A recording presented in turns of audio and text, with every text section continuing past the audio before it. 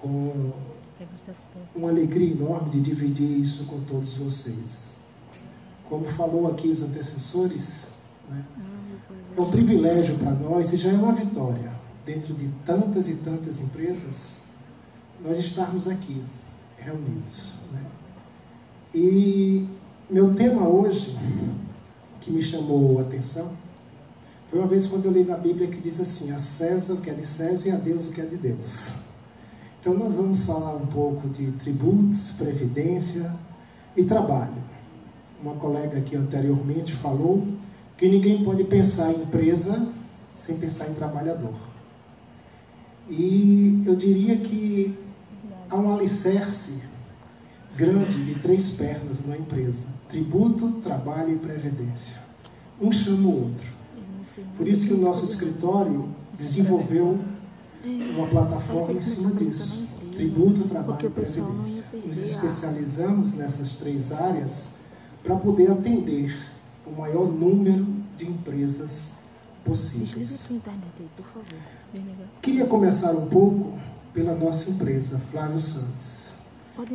Eu sou Flávio Sandes, sou advogado e tive a honra de receber também um título de comendador pela Sociedade Brasileira de Educação e Integração.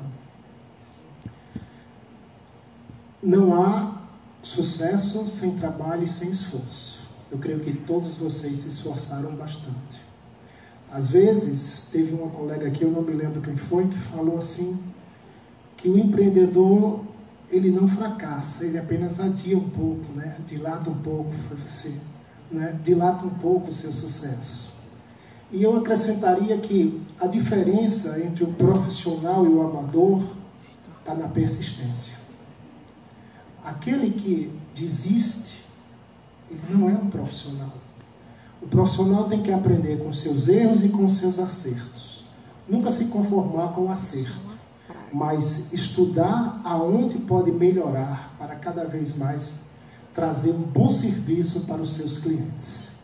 Nós nunca podemos ser reconhecidos pelo menor preço, mas sim por ser o melhor dentro da nossa especialidade. Sem menosprezar ninguém, mas esse é o nosso objetivo. Eu guardo comigo uma frase que eu sempre miro na lua, porque no dia que eu errar eu estou entre as estrelas. Então é o lugar mais baixo que eu posso estar. É assim que eu penso, é assim que eu procuro me especializar, me aprofundar e melhorar o meu trabalho cada vez mais. Aprendo muito com os meus erros e também com os meus acertos. Quando recebo uma sentença, eu sempre analiso, mesmo que ela seja positiva, eu sempre analiso da seguinte forma: qual foi o fundamento do juiz? Foi naquilo que eu fundamentei ou ele usou um outro fundamento para que eu possa aperfeiçoar a minha tese?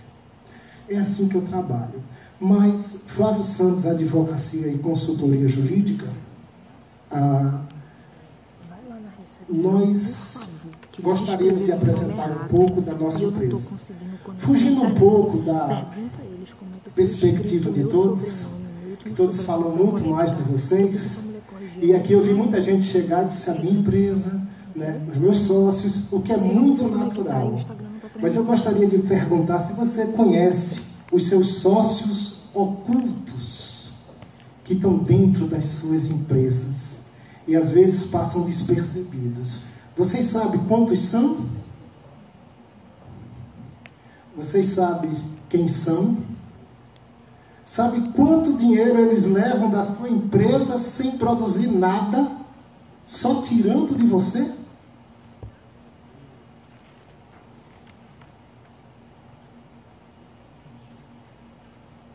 Em média, eles tiram de 16,5% a 70% do seu faturamento. Esse é o seu sócio oculto. E às vezes você sua tanto, rala tanto, e diz: rapaz, só ganhei isso. Porque tem alguém que está sugando o teu dinheiro e você não percebe.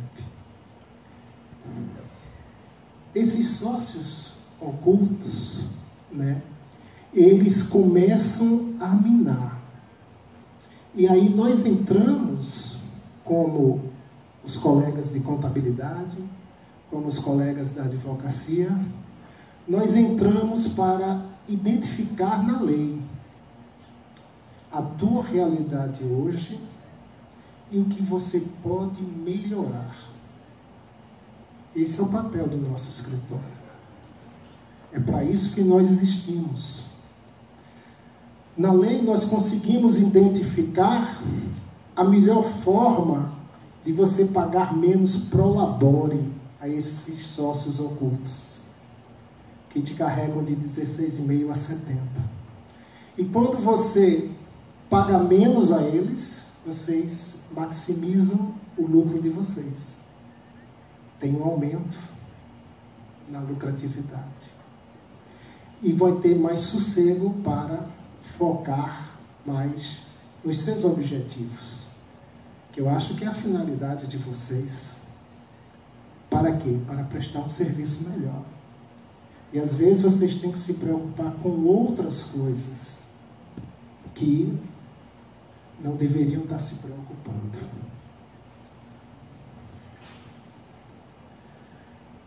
Identificamos alguns exemplos aí nos ramos de shopping, que eu digo a vocês que se eu fosse lojista eu jamais botaria uma loja no shopping aqui no Brasil, que é um contrato para matar o lojista, apesar de trabalhar para shopping também, mas eu, sendo lojista, não botaria uma loja lá. Ramo de transportes, indústrias, hospitais, serviços, construção civil, né? Dentre outros ramos.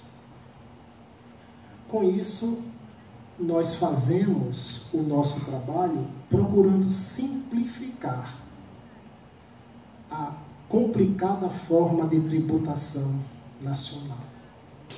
Nós temos uma tributação muito pesada, muito complicada, mal interpretada, que muitas vezes o nosso legislador ele não observa a materialidade de um imposto na Constituição e começa a criar situações que não estão previstas, dão o título e o Supremo vai e referenda aquela decisão que está em uma lei ordinária.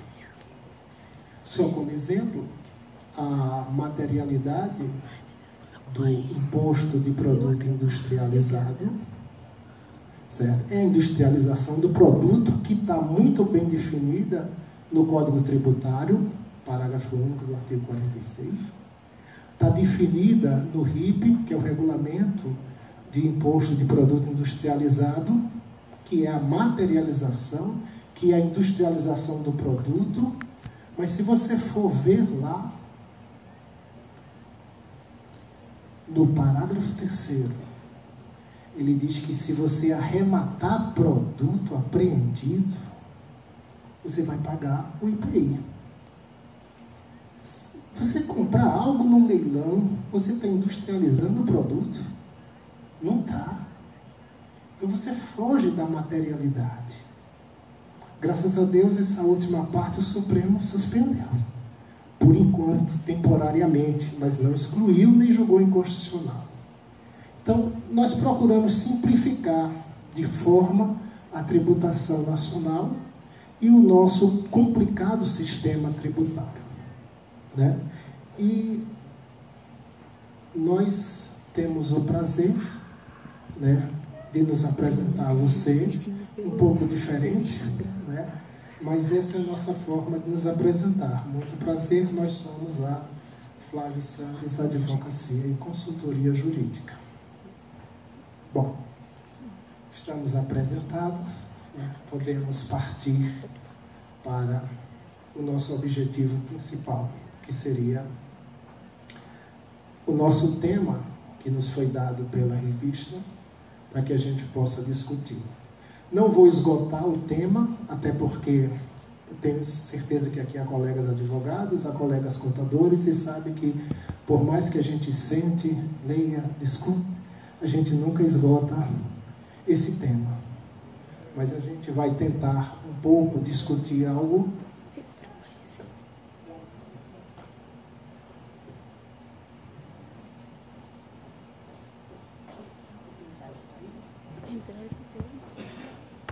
Estava com ele, levou para lá.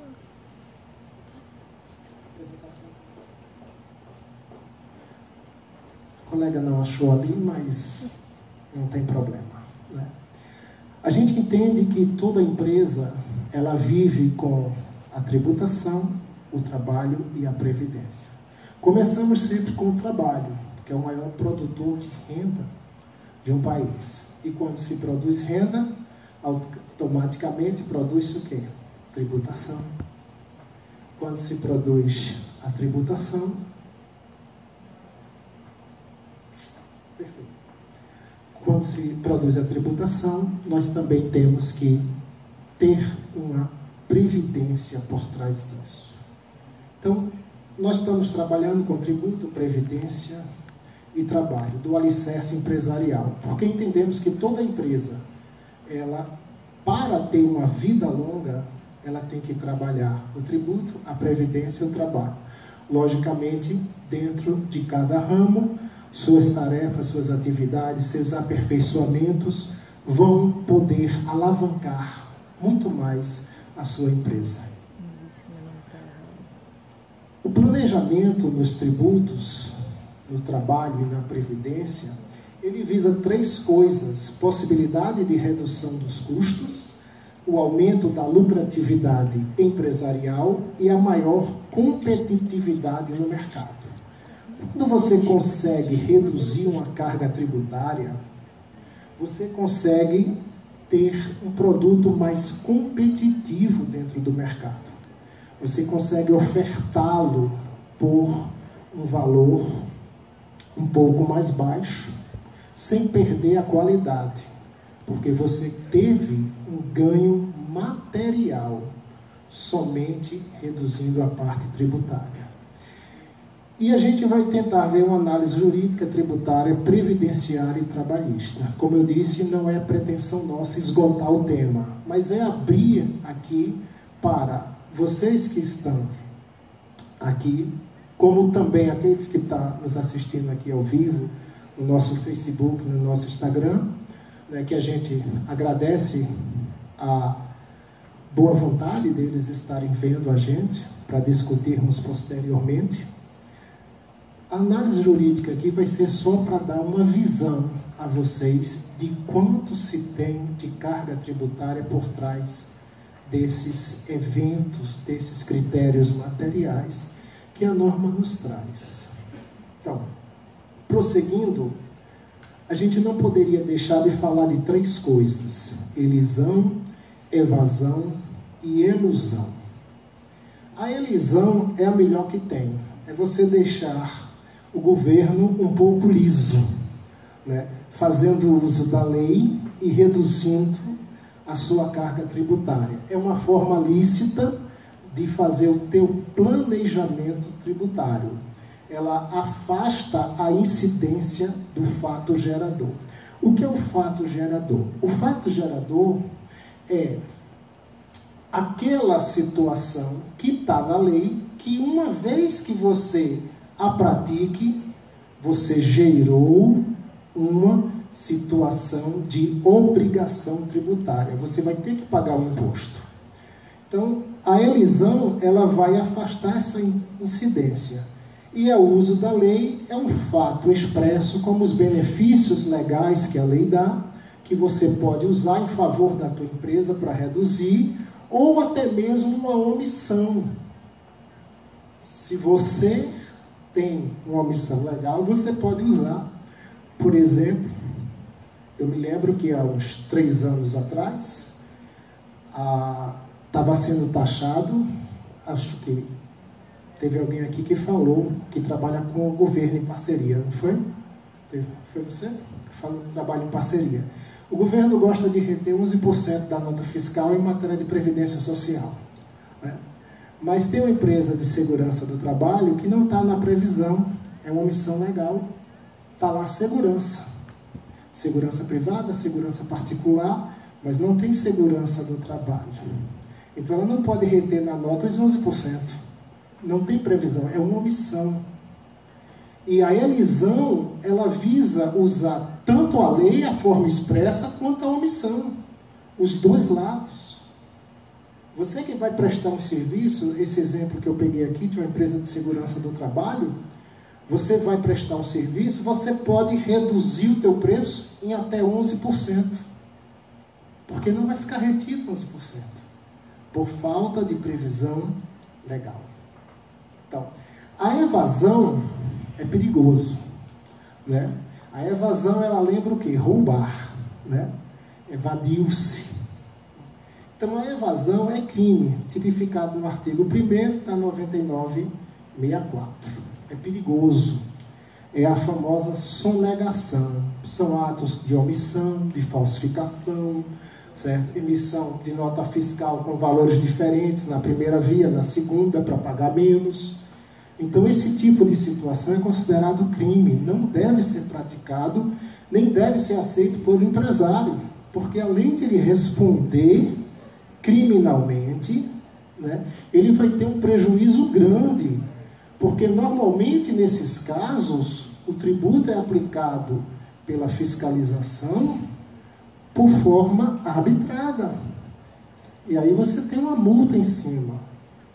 Você tem uma série de problemas que é capaz de fechar a empresa, se não tomar cuidado. E o outro é a elusão. A elusão, ela não é crime, mas ela está na linha tênue que diferencia o crime de uma situação de aparência de licitude. É uma simulação que é feita normalmente para se enganar o fisco ou até fazer algumas espécies de entendimento de prorrogação do fato gerador. Também não é aconselhável ser feito. O melhor caminho é a elisão, e dentro da elisão você tem várias situações onde você pode reduzir a tributação da tua empresa. Tributo, trabalho e previdência. Uma visão global. Eu não consigo enxergar uma empresa sem esses três pilares. A carga tributária nacional média é de 33,5%. Isso aí não é a mínima nem a máxima, é a média, 33,5%. A União, ela responde com 22,9%, das quais 16,6% ela é de tributação direta e 6,3% de tributação previdenciária. Então, ele sempre está procurando uma parte maior. Os estados respondem por 8,5% e o município 2,1%. Né? Tem alguns municípios aqui que é interessante, que eu creio que aqui tem pessoas que são enquadradas no Simples, não é isso? E alguns que têm até privilégios, né, como a Ordem dos Advogados, tem 4,5% no Simples total, e o Simples Municipal fica 2% em alguns estados. Mas quando você vai emitir uma nota fiscal eletrônica, o sistema não libera os 2%, só libera 5%. E aí você tem que buscar depois. Ou você tem que descontar direto na guia. Então, são situações que eles fazem tudo para complicar. Eu sou de Recife, Pernambuco, presto serviço e recebo alguns pagamentos aqui de São Paulo. Toda vez eu tenho problema para receber pagamento daqui de São Paulo. Por quê? Porque quando eu emito uma nota fiscal, eu presto serviço em outro local, mas a matriz que vai me pagar é de São Paulo. Quando eu emito a nota fiscal de São Paulo, aí aqui tem uma lei municipal que diz que se pagar pelo Estado de São Paulo, vai reter 5%. Não tem essa lei aqui? Quem é daqui? Né? Só que tem um detalhe. Qual é a materialidade da prestação do serviço? Do ISS? É a prestação do serviço. Não é o pagamento do serviço, é a prestação. Então ele não pode reter. É uma ilegalidade. É uma inconstitucionalidade. Então a gente tem que ter cuidado, porque tem muita gente que emite a nota para cá, aí o pessoal aqui, olha, eu tenho que se reter 5%, porque a lei aqui diz que eu tenho que reter se eu pagar, mas você não prestou serviço aqui, mas você tem que pagar. E muitas vezes a pessoa deixa 5% aqui no estado de São Paulo, sem necessidade. Esse 5%, dependendo do teu serviço, você podia ganhar uma licitação, ou não. Então, é importante que a gente entenda. A fonte é o Instituto Brasileiro de Planejamento e Tributação. Bom, para você ter ideia, eu peguei 3 ramos aqui aleatórios: importação, produção e comercialização. Esses tributos, eles estão presentes aí, só para a gente ter uma ideia. Isso aí não quer dizer que são todos os tributos, porque aí ainda entra a taxa, entra uma série de fatores, tá? Então, na importação, temos o imposto de importação, o imposto de produto industrializado, o PIS, o COFINS, o imposto de renda, CSSL, ICMS e ISS. Na produção também, na comercialização. Então, quando você pega um ramo operacional, você vê quanto de tributo tem dentro daquela tua prestação, daquela tua produção, daquela tua comercialização. E ainda tem alguns que são efeito cascata. Por exemplo, o IPI, você paga na importação, você paga na comercialização, é um imposto que você pode descontar operação a operação? Pode, mas cada operação você está pagando o mesmo imposto. A diferença dele, quando não deveria ser. Porque comercializar, eu não entendo como produzir, mas está lá na materialidade dele. Produzir não é comercializar. E a Receita agora, para ajudar essas aberrações dela, ela colocou mais recentemente no RIP, há uns 4 anos atrás, que industrialização é tudo aquilo que ela disser que é. É complicado, né? É a mesma coisa você pegar um carro e dizer que é um avião, né? A partir de agora, isso aqui é avião. Isso aí que está dizendo, a partir de agora, o que eu disser que é produto industrializado vai ser. Não pode. Então, a gente tem que ter atenção para que a gente não venha pagar mais do que a gente deve. Importação, produção, comercialização, foi só 3 exemplos que eu peguei aqui de ramos, porque são os que mais oneram. Para você ter ideia aqui, ó, carne bovina, por exemplo, 24% quase é imposto. Você vai comprar uma carne, 24% é imposto. Cerveja, 55%. Né? Você tem ali a gasolina, 56%. Então, cada ramo, o governo, ela começa a querer tributar. Telefone celular, 33%. Todo mundo hoje tem, é necessário. Né? Então, 33% do telefone é a tributação que o nosso governo aqui puxa. Você vê quanto pode ficar barato. Né? O planejamento, ele passa de uma escolha de processos e produtos, que eu chamo de operação. Você vai colocar a sua empresa, você vai trabalhar com o quê? Então começa por aí, para você analisar os benefícios. Às vezes você procura um contador profissional, e o contador ali está prestar o seu serviço mesmo, né? E que sabe prestar muito bem o seu trabalho. Mas às vezes você chega e faz, não, mas eu quero que bote mais isso, eu quero que bote mais isso no objeto. Aí ele vai e começa a colocar várias coisas que muitas vezes não é nem para agora que você vai trabalhar com aquilo. E aí a Receita, quando pega lá o teu CNPJ, escolhe a maior tributação e bota lá no cadastro de atividade, para querer te cobrar mais. E depois, quando você quer entrar em determinado benefício fiscal, ela vai nega. Por que negou? Porque teu ramo é esse que está lá no KNAI. Mas eu não estou praticando isso. Mas está lá no teu objeto social. Então é importante a gente ter essa noção. Né? Ele passa por pagar menos tributo. A escolha correta do regime tributário. Às vezes a pessoa quer um lucro real, quando é melhor um presumido. Às vezes é melhor o simples. Às vezes o simples não é tão bom.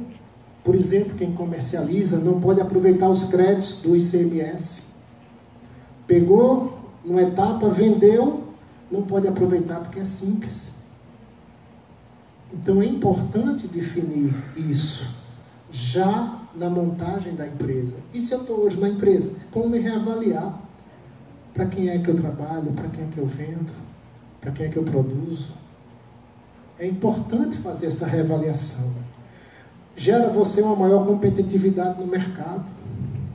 Às vezes uma empresa de lucro real, ela consegue vender muito mais barato do que uma do simples. Uma situação de não aproveitamento do crédito. Maior lucratividade. Quanto menos você puder baixar a tua carga tributária, mais lucro você vai ter.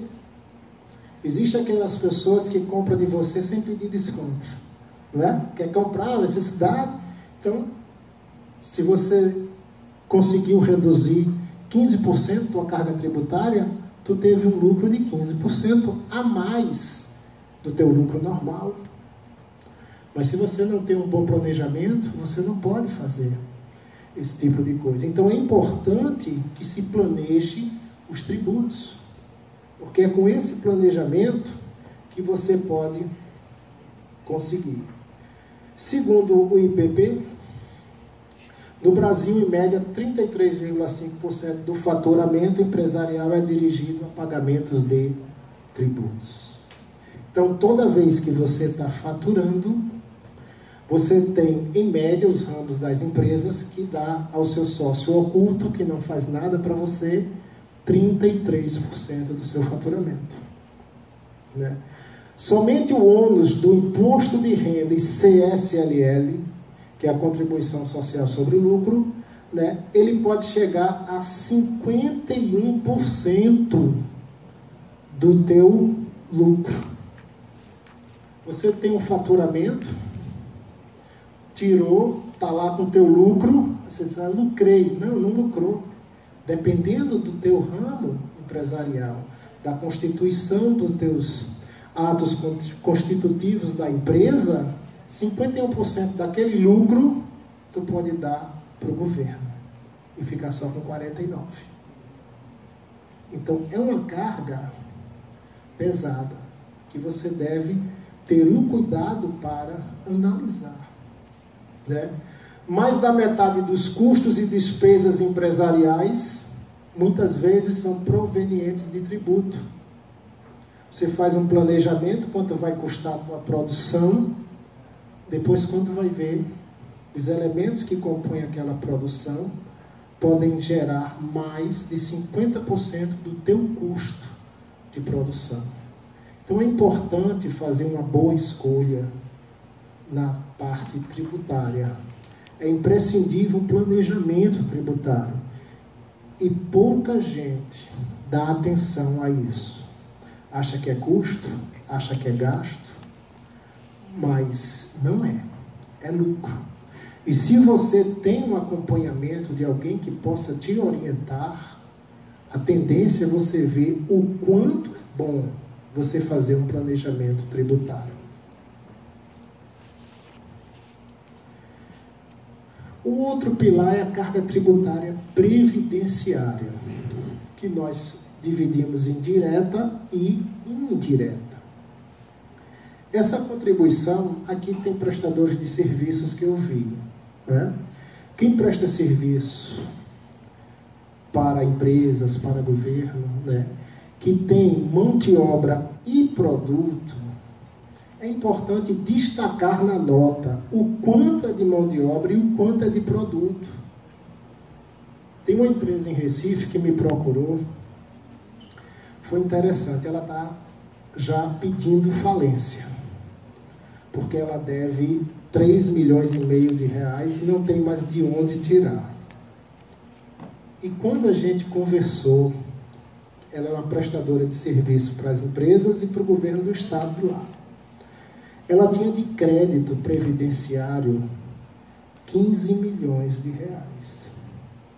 Por um simples detalhe, ela nunca destacou na nota o que era mão de obra e o que era produto. E em cima disso, o governo ia lá e pegava 11% toda vez. no total da nota fiscal. Se ela tivesse feito a separação, o que era matéria-prima e o que era a mão de obra dela, os 11% só é retido na mão de obra, não é no material. Ela teria economizado 15 milhões. E dá para ela buscar esse dinheiro ainda na Previdência, esses 15 milhões. Ela sai da falência e ainda fica com o bolso cheio, mais de 12 milhões. Mas é uma questão de planejamento. A gente tem que olhar a parte previdenciária também, a parte tributária e a previdenciária, que ela não fica muito atrás, não. Ela também suga e suga muito, né?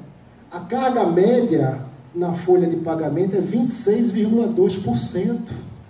Então, quando você tira a sua matéria-prima imprescindível para ter uma empresa que chama-se trabalhador, você está ali podendo ter até 26,2% de carga tributária previdenciária, podendo chegar a 41,2%. Agora tu pega a diferença de 41,2 para 26,2. Dá quanto? Dá uma boa margem, né? Hein? 15, né? 15%. 15% todo mês em cima de uma folha de pagamento. Será que não vale a pena? Ou não? E muito. Então temos que ter cuidado, porque a gente pode sair a empresa de 26 para 41. 26,2 é direto que ela pega.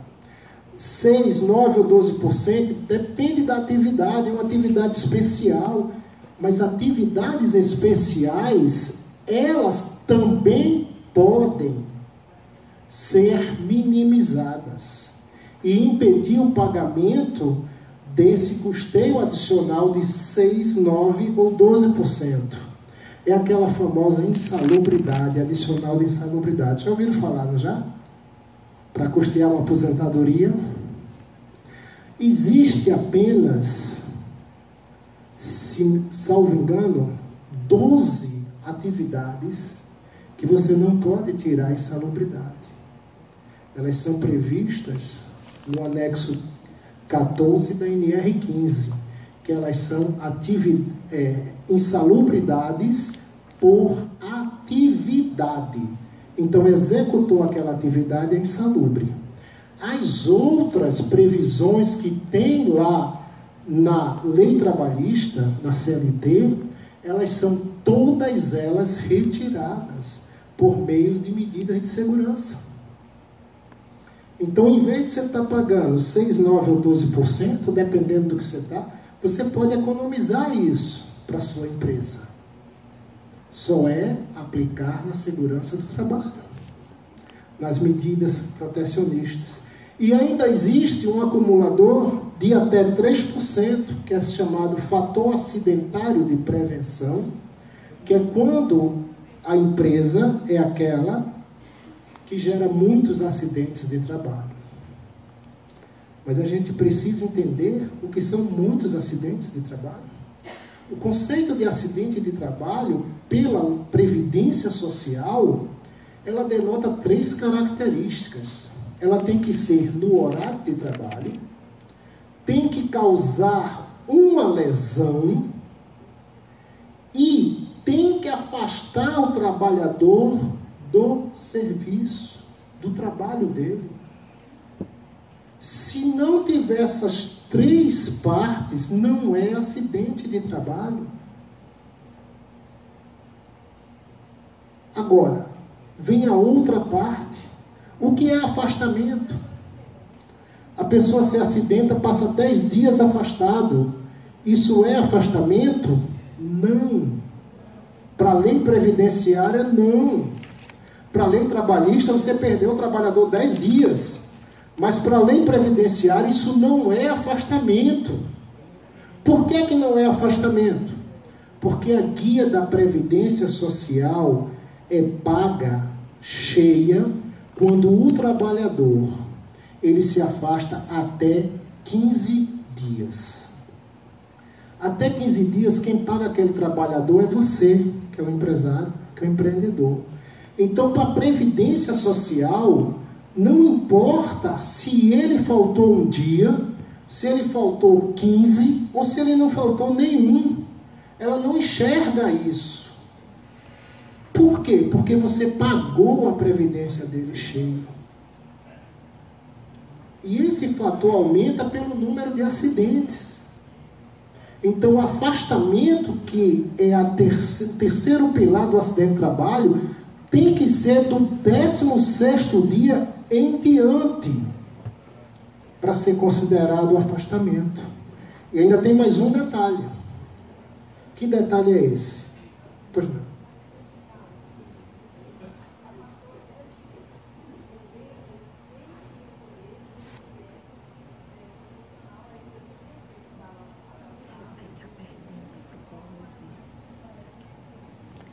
Deixa eu ver se ele repete. Veja só, a colega está perguntando aqui, eu tenho que recolher esses 10 dias proporcional? Não, você recolhe para a Previdência como se ele tivesse trabalhado. A sua proporcionalidade só entra a partir do 16º dia, que para você é um dia. Entendeu? Então, a partir do 16º dia até o 30º, você não paga a Previdência daquela pessoa. Você só paga os 15 primeiros. Aí o INSS vai enxergar que aquele trabalhador faltou na empresa. Então, acidente de trabalho tem que ter esses 3 pilares. E ainda tem mais. Afastamento é a partir do 16º dia em diante. Perfeito. Mas tem mais um detalhe. Se o trabalhador der entrada na Previdência Social, se ele não der entrada requerendo aquele dia que faltou, se ele foi afastado, digamos, 20 dias, ele vai dar entrada para 5 dias, porque 15 quem banca é a empresa. Ele vai dar entrada por 5. Se ele ligar para o 135 e o cara disser só tem vaga para janeiro de 2018, que é assim que o INSS funciona, né? Joga lá para trás. Aí o cara, eu não vou ficar esperando 5 dias não.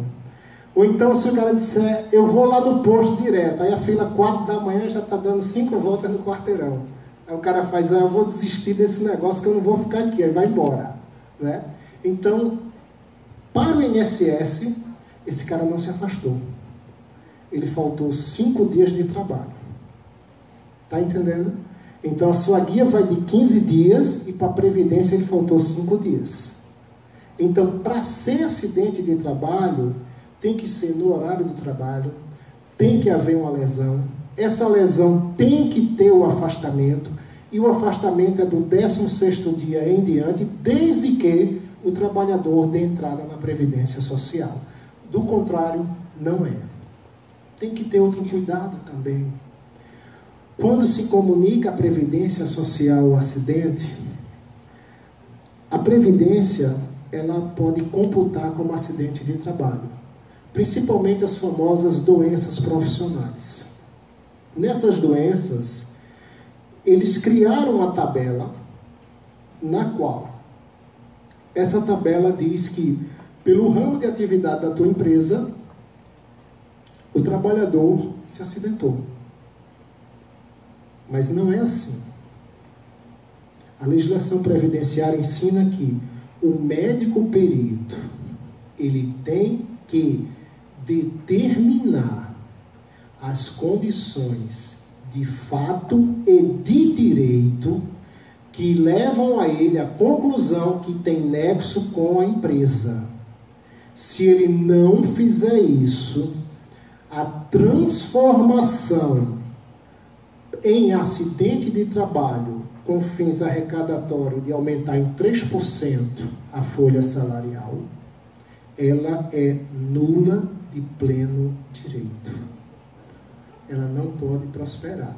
Então ele tem que dizer que é acidente, mas ele tem que fundamentar e provar na fundamentação o nexo com a empresa. E aí volta um pouco para a esfera trabalhista, que a esfera trabalhista ela puxa o quê? A segurança do trabalho. Que tem alguns programas lá que vão subsidiar você para reivindicar essa nulidade de decisão previdenciária.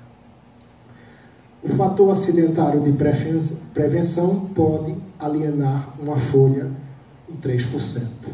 Eu fui atender uma empresa há 2 anos atrás para fazer uma defesa no final do ano, que ela acresceu em 3% a folha dela. Uma folha de 25 milhões mês. Dá quanto isso? É muito dinheiro. Quase 1,5 milhão por mês. Aí eu me lembro que a diretora jurídica lá chegou para mim e fez: mas doutor, o senhor está cobrando muito por tão pouco. Né? Eu disse: como assim? Ele fez: não, por tão pouco, porque o que a gente vai pagar por mês é muito pouco. Aí eu digo: bom, tinha um engenheiro na empresa lá, o diretor estava com ela também de engenharia. Aí eu disse: olha, eu não entendo de matemática, eu sou advogado. Calcula aí 3% da folha de 25 milhões mês, quanto é que dá? Quando ela viu os números, ela se assustou. Eu disse: bom, se para você é pouco, paga pelo menos a minha consulta, né? Me dá um mês desse e joga na minha conta, que eu resolvo, estou feliz da vida. Mas tem muita gente que acha que isso é desnecessário. Você pega essa empresa, 1,5 milhão durante 12 meses tem que pagar durante o ano. Quanto você não pode investir na sua empresa um valor desse? Quanto você não pode ter de capital de giro, se for o caso, todo mês você poupando 1,5 milhão? São 18 milhões ao ano. Isso não é dinheiro. Então a gente tem que ter cuidado com essa tributação. Tanto na parte tributária direta, como na previdenciária. Né? A incidência indireta, eu acabei me adiantando e falando, que é sobre a atividade da empresa, se é uma atividade insalubre, que eu falei aqui dos trabalhadores, 6%, 9% ou 12%. E tem ainda a incidência indireta. Eu falei do FAP, né? Que é 3%. Mas tem o SAT. O SAT também varia até 3%. O SAT é seguro acidente de trabalho, que está embutido em toda a folha de pagamento. Você tem o seu trabalhador, você insere o seguro de acidente de trabalho. E se o INSS disser que você é um mau empregador, que você não cuida dos seus empregados, que eles se acidentam, se afastam, aí ele vai lá para o FAP e aumenta mais até o limite de quanto você paga. Se você paga 3%, ele vai cobrar mais 3% no FAP. Se é 2%, ele vai cobrar 2%. Se é 1%, ele vai cobrar 1%. Mas se você tiver um bom trabalho, investir nos seus funcionários, treiná-los, sabe, você pode reduzir isso até a metade. E é um ganho que você pode ter. Vamos pegar essa empresa que ela tem por mês, era 2,2 milhões. Ela tem um acréscimo de 1,5 milhão por mês. 2,2 milhões de folha de seguro acidente. Se ela consegue fazer um bom planejamento na área trabalhista, ela poderia cair até a metade. Então, ao invés dela pagar 1,5 milhão a mais, ela ia reduzir dos 2,200, 1,1 milhão. No total, ela ia ter uma economia de 2,6 milhões por mês. É muito dinheiro. 24 milhões, 32 milhões quase ao ano. Dá para montar uma filial, né? Dependendo da empresa. Então, tem que ter cuidado. O SAT, ele pode dobrar ou pode reduzir. E ainda não ser penalizado no FAP, que é o fator acidentário. Existe ainda a desoneração da folha. né? Até 3% sobre a folha de pagamento. É uma outra forma. Construção civil foi a primeira contemplada e hoje vários ramos de empresa elas podem estar dentro dessa desoneração. Essa desoneração você paga até 3% da folha em previdência social. E aí a empresa não precisa pagar a contribuição previdenciária, a parte patronal. Em várias empresas é uma economia grande, outras não é vantagem fazer. Depende do número de funcionários que você tem. Algumas não é vantagem, mas outras é. Uma empresa com 3.000 empregados é vantagem demais. Outro dia eu fui numa empresa de transporte, que ela tem 2.500 funcionários por mês. E ela tem a exoneração. O cara estava feliz da vida. Por quê? Porque está pagando menos previdência social. Só que quando eu cheguei lá, ele estava fumaçando. Por quê? Porque é importante o pilar tributo, trabalho, previdência. Ele desonera folha. Mas quando vai para a Justiça do Trabalho, você tem que pagar a contribuição previdenciária do trabalhador. O cara pega uma condenação para a empresa de 70 mil, 100 mil reais.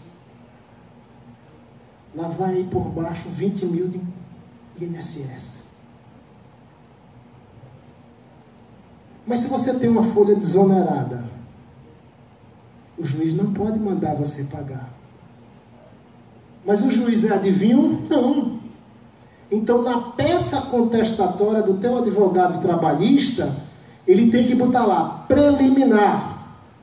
Aí ele diz, a empresa acima qualificada é desonerada na folha de pagamento.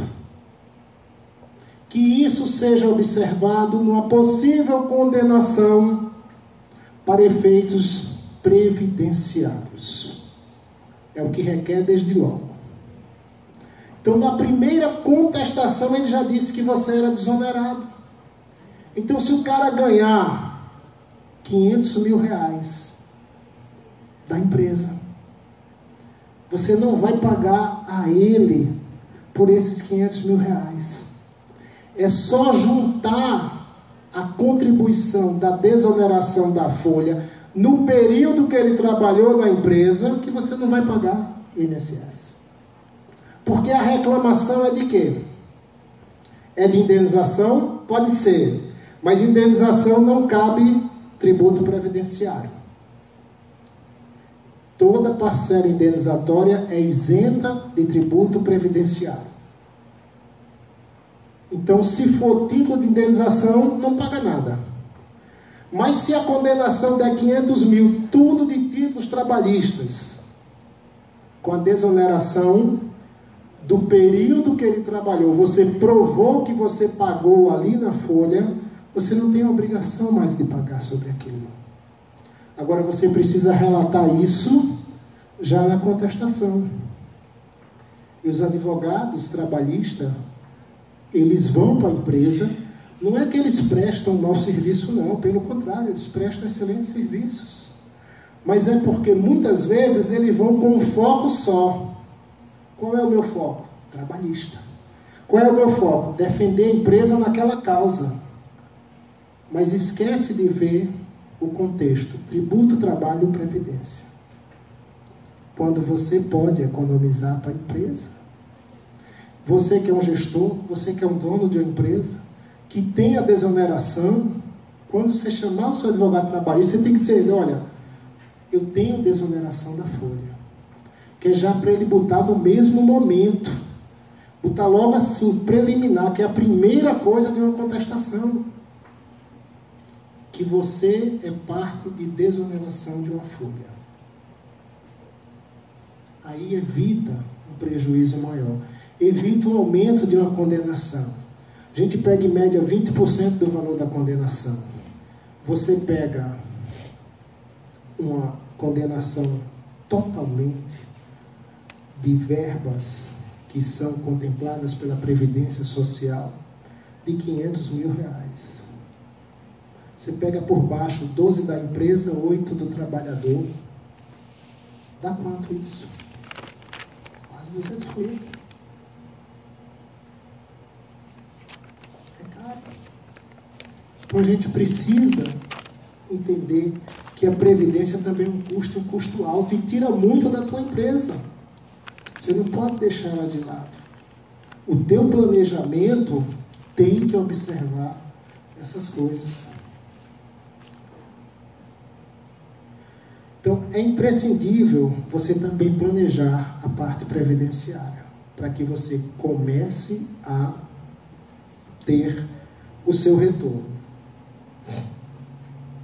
Por fim, a gente tem a parte de incidência do trabalho. A incidência direta, indireta, muito obrigado, e contribuições outras.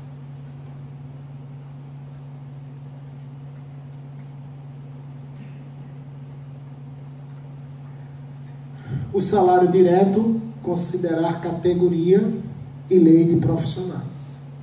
Às vezes as pessoas na empresa, departamento pessoal, começam a dar nomes para atividades, profissões, que se botar a real profissão do trabalhador vai ter que pagar mais. Então começa a inventar nomes. Isso não é bom, porque isso vai onerar lá na frente. Numa fiscalização pode ser multado e pode pagar toda a parte retroativa pelo fiscal do trabalho. Se não for pelo fiscal, quando esse trabalhador sair, fatalmente vai reclamar. E se reclamar, vai ganhar tudo na justiça. Então, é parte do planejamento tributário de uma empresa ver as incidências trabalhistas. Não pode deixar para lá. Eu considero o tributo esse conjunto. Apesar da lei, no artigo 3º do CTN, definir tributo é só o que o governo vai cobrar, impostos, taxas e contribuições de melhoria. Mas tem ainda o FGTS. FGTS trabalhador 8% mensal, 12% se você considerar a demissão a demissão sem justo motivo. Por que 12%? Todo mês você vai poupando 4% para bancar os juros e os 40% para não tirar aquela tacada de 40% de vez. Às vezes a empresa está passando por uma situação meio difícil e faz aquela demissão em massa, né? Aí todo mês vai ter que, ou melhor, de uma vez vai ter que dar os 40% daqueles trabalhadores. Será que vai ter recurso? Será que não vai abalar o fluxo do caixa da empresa? Então é importante entender, se você cria uma poupança de 4% a mais, você está cobrindo tranquilamente os juros na hora de jogar os 40%, como também está cobrindo os 40%. E aí, tantos você precisa demitir, você já está cobertado lá, você não vai precisar tirar do teu fluxo de caixa ou da tua conta corrente lá 40% para bancar isso, porque você já provisionou todo mês. Às vezes é um custinho só a mais, mas você pode fazer isso. E você pode lucrar na frente. Você não ser pego de surpresa. Existe um contrato de aprendizado que tem um custo de 2%. Tem suas limitações, mas muitas empresas querem botar todo mundo com aprendizado. E não pode. O aprendizado, ele tem as suas regras. E essas regras têm que ser respeitadas. A indenização do FGTS de 4%, que eu falei aqui, causas trabalhistas, pode representar em média 5% do faturamento da empresa se ela for uma empresa grande. Se ela for uma empresa pequena, com 15, 20 funcionários, dependendo da condição, ela pode arriar as portas e fechar. Porque não vai ter condição de pagar nem de sobreviver. Crédito trabalhista é impenhorável, perfeito. Mas conta corrente da empresa que vai pagar o crédito trabalhista é penhorável? É sim. O crédito do trabalhador, não. Não adianta você chegar para o juiz e dizer, mas excelência, esse aqui era o valor que eu reservei para pagar a folha. Aí o juiz vai dizer, estava na sua conta, não estava na conta do trabalhador, e não tem previsão legal para isso. Se você, com muita boa conversa, pegar um juiz bem sensato, pode ser que ele não bloqueie aquele dinheiro. Mas a grande parte dos juízes do trabalho, eles são juízes que a gente chama de juiz CPF. É pelo trabalhador. E raro os juízes CNPJs, que é pelo lado da empresa. E mais raros ainda o justo juiz, aquele que não pede nem para um lado nem para o outro. É uma tendência natural, não é nem maldade do juiz, é uma tendência dele, sabe? Mas a gente tem que ter atenção, porque se não tomar cuidado, sabe, nas causas trabalhistas, ela pode até fechar a empresa se não for uma empresa grande. Eu já conheci empresas que fecharam as portas por questões de causa trabalhista. E para o trabalhador receber? É outro problema. O lindo é quando o juiz chega assim e faz, ele está em falência, joga para a vara de falência, aí te dá a carta de concessão de crédito trabalhista, aí o advogado vai lá, insere lá na relação dos credores, do processo de falência, aí chega assim e faz, olha, qual é o nome do meu cliente aí na lista? Está em que posição? Aí o juiz faz, os processos estão ali, ó, tem 240 volumes, procura lá. É difícil receber. Então tem que ter cuidado, tem que ter esse planejamento. Porque se não fizer o planejamento, a empresa vai ter problemas. Eu prestei serviço para uma empresa, hoje eu não presto mais porque não está me compensando. Mas eu prestei. Essa empresa tinha um gasto mensal de problemas trabalhistas na ordem de 100 a 150 mil reais mês. Todo mês estava pagando guia trabalhista em torno de 100 a 150 mil por mês. Quando fizeram um planejamento envolvendo a área trabalhista, ele passou um gasto de 70 mil ano. É uma diferença muito grande. De quem pagava de 100 a 150, pagar 70 mil por ano e 100 a 150 por mês. É uma diferença muito grande. Era lá do estado. Aí uma empresa aqui de São Paulo, né, uma das coisas foi botar um advogado nessa empresa, aí botaram uma advogada lá, e essa advogada ganhou todos os créditos do trabalho, uma empresa aqui de São Paulo buscou ela, ela está aqui até hoje, em São Paulo, ganhando dinheiro. Mas ela aproveitou a oportunidade. Era recém-formada, aproveitou a oportunidade, está aqui. Então, se não tiver esse planejamento, pode ter sérios problemas dentro da empresa. Se for uma empresa do Simples, uma empresa pequena, pode até fechar. PIS/PASEP é mais 1% sobre a folha, é mais uma carga tributária, que você tem que embutir isso na sua folha de pagamento. Por isso que é tão caro. Você tem lá o GILRAT, que é aquele SAT, Seguro Acidente de Trabalho, que eu falei. Tá? O grau de incapacidade laborativa, paga-se todo mês esse seguro para quê?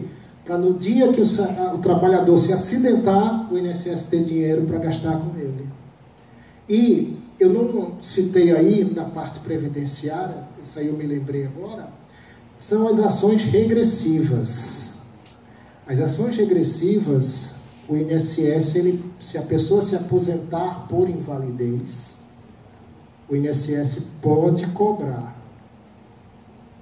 a indenização em cima da probabilidade de vida daquele trabalhador inválido. Então, se ele for considerado aposentado por invalidez, o INSS pode mover uma ação regressiva contra a empresa em cima dos créditos que ainda vão vencer. E isso a Justiça já tem aceitado, a Justiça Federal. O INSS, o STF não disse que era inconstitucional ainda.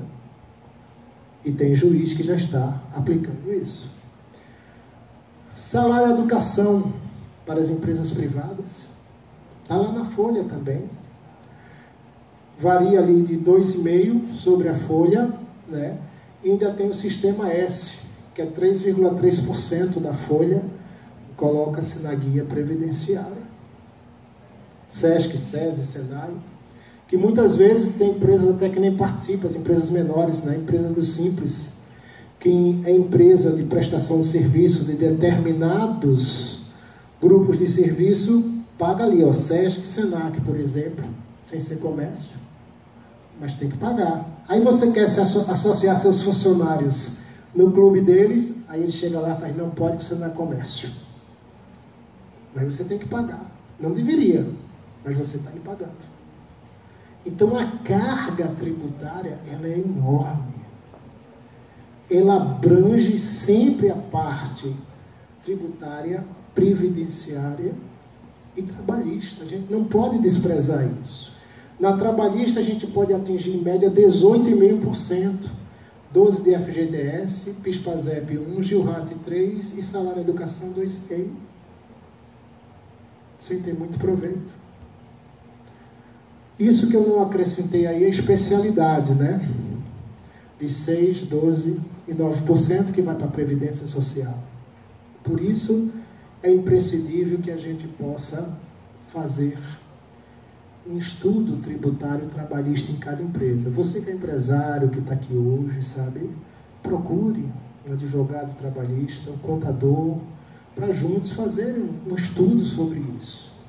E dê mais ouvido, que você vai economizar bem mais do que você imagina.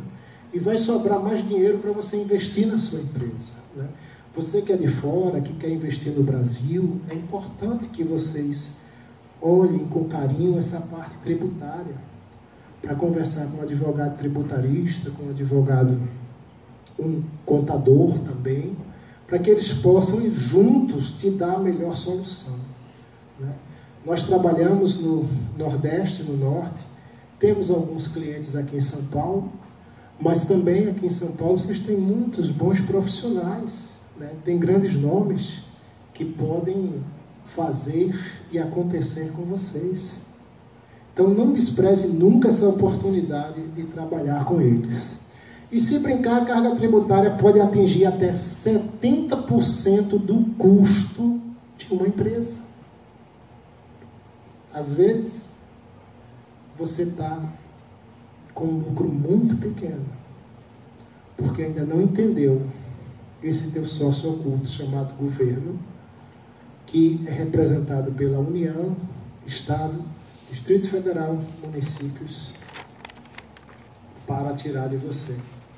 Por isso é imprescindível, mais uma vez, o planejamento tributário. Ele vai reduzir de você a carga tributária, vai aumentar a tua lucratividade e, com certeza, aumentar a sua competitividade no mercado. Você pode fazer bem mais, pagando bem menos. Reduzir por escolha de forma de tributação.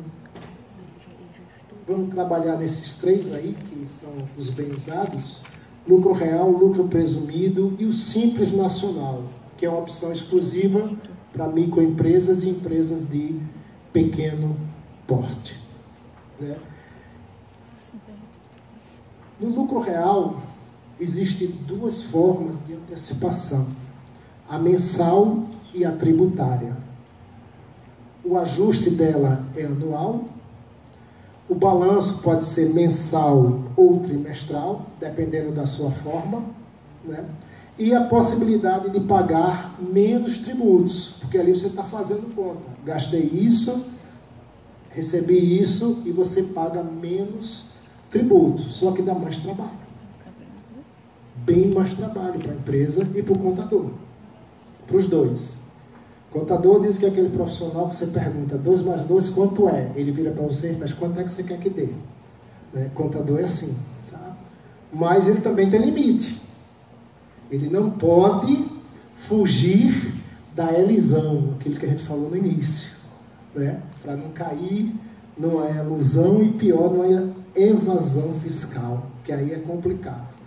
O lucro presumido, ele tem apuração trimestral. São alíquotas que variam de 15% ou 25% de imposto de renda e 9% de contribuição social sobre o lucro líquido. Teoricamente, aqui você já tem definido, eu já vou pagar, digamos, 15% todo mês. Eu não tenho uma margem para pagar menos ou mais. Eu faturei, eu tenho 15% ali em cima do que eu presumi que era o meu lucro. Ressalvadas as particularidades que tem aí, mas teoricamente é 15%. Mas aqui tem uma vantagem. Se você é uma pessoa que fatura demais, uma pessoa jurídica que fatura demais, o lucro presumido pode ser vantagem para você. Então tem que pensar nessas coisas. Presunção variável de 1,6%, dependendo do ramo empresarial, até 32%. Lucro, existe uma tabela da Fazenda, onde ele determina isso aí. E lucro por atividade definido em lei. Cada atividade, a lei define se varia de 1,6 a 32. E o Simples, né, ele é um atrativo para pequenas empresas, até porque simplifica a vida do pequeno empresário, do pequeno empreendedor, né? É uma última opção. Muitas vezes você chega e faz, olha, eu quero ser simples. E aí o contador vai e atende o teu pedido. Mas nem sempre é bom você ser simples. Então o simples é a última opção. Você trabalha no lucro real e presumido. Depois é que você vê se é possível ou é melhor você se enquadrar no simples. Mas a maioria dos brasileiros procura fazer o contrário. Deixa eu trabalhar primeiro no simples e depois eu vou para o resto. Não, o simples é a última opção, né? E por fim tem a vantagem de ser uma guia única. As desvantagens é que no lucro real, se você faz uma apuração trimestral, você primeiro perde fluxo de caixa. Por que você perde fluxo de caixa? Certo? Porque é uma apuração definitiva no trimestre. É uma apuração definitiva no trimestre. E nessa apuração do trimestre, no outro mês, se você tiver um prejuízo, e você quiser abater desse lucro, você só pode abater 30%. Não pode abater mais do que isso. Você perdeu 70% de fluxo de caixa. Então, tem que ter cuidado na apuração trimestral, que é o limite de compensação 30%. No lucro presumido, não há aproveitamento do PIS e do COFINS. Tem essa desvantagem. Quem tem muito PIS e COFINS para aproveitar, o lucro presumido não é uma boa opção, né? E não figuram no sistema não cumulativo, o lucro presumido. Se você quiser fazer um aproveitamento de algum crédito de imposto, ele não vai figurar. E, mais uma vez, é atrativo para pequenas empresas, é uma última opção, é uma desvantagem, eu não devo entrar direto no simples, e não há aproveitamento de créditos de outros impostos. Então, às vezes, a opção do simples, ela não é uma boa opção, né?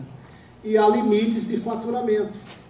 Isso é um certo perigo, porque se você atingir aquele limite, automaticamente, os meses seguintes, você sai da categoria de simples e é enquadrada numa outra categoria.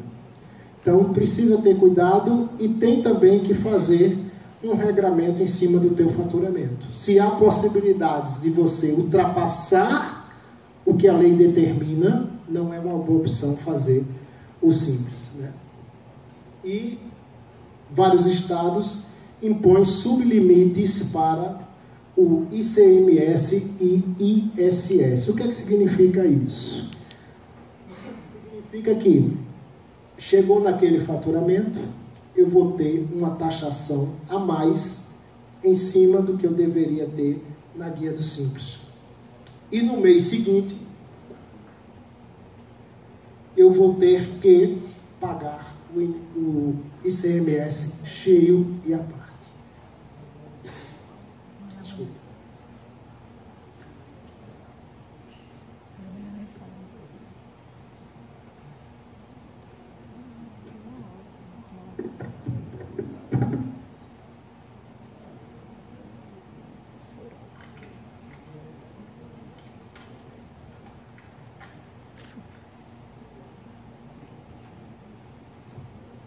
Desculpe. Então, essas são as desvantagens de cada um desses aí. O lucro real, por exemplo, qualquer caso você pode enquadrar. Muitas despesas comprovadas é o ideal para quem vai usar o lucro real. Então, qualquer empresa pode ser enquadrada nessa situação. O lucro presumido é interessante quando a margem de lucro que você tiver no lucro real for superior à do lucro presumido. Por quê? Porque quando você tem uma margem superior e você se enquadra no lucro presumido, você vai pagar menos tributo. Então é interessante. E por fim, o simples, quando não pode caber nem o lucro real, nem o lucro presumido. Como eu disse a você, sempre a última opção, a questão do simples. E eu gosto muito disso aí. Provérbios capítulo 4, versículos 6 e 7 diz assim: não abandone a sabedoria, porque ela vai te proteger. Então, quanto mais conhecimento você tiver, melhor você vai colher os seus resultados. Né? Ame-a e ela vai cuidar de você. Quanto mais adquirir, mais você vai ter proteção em cima dela. O conselho da sabedoria é procurar obtê-la, né? E use tudo que você possui para adquirir esse entendimento. Então é importante você estar buscando sabedoria, buscando entendimento. Como eu disse no início, a parte tributária nacional é um pouco complicada e ela precisa ser entendida, esmiuçada. Ainda hoje existem discussões sobre determinadas situações, principalmente em créditos, para serem compensados na etapa seguinte, pode, não pode. E autores renomados, como Paulo de Barros Carvalho, Geraldo Ataliba, né, que são autores renomados, a gente vê que eles sempre dão ideias importantes sobre o tema. Mas mesmo assim, os advogados às vezes discordam, o que é direito de todo mundo discordar, de pensar.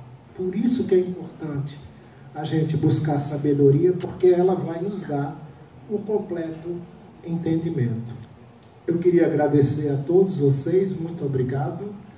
Meu nome é Flávio Sandes e eu estou aqui para participar com vocês e partilhar um pouco do que é o Sistema Tributário Nacional, para que vocês tenham uma noção mais abrangente desse sócio oculto que todos nós carregamos de forma indesejável, porque se alguém aqui perguntar, né, se gostaria do governo ser seu sócio, ninguém gostaria, e ele entra em todas as empresas e leva em média 33% do seu faturamento. Por isso é importante vocês entenderem que um planejamento tributário ele é muito viável para uma empresa e que vai te trazer uma lucratividade maior, uma redução dos teus custos e uma maior competitividade no mercado.